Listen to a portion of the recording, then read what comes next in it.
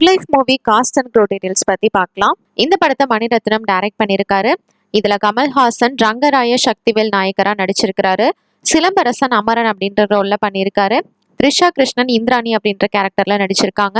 அபிராமி ரங்கராய சக்திவேல் நாயக்கரோட ஒய்ஃபா இந்த படத்துல நடிச்சிருக்காங்க. இவங்க கூட ஐஸ்வர்யா லட்சுமி ஒரு ரோல்ல பண்ணியிருக்கிறாங்க.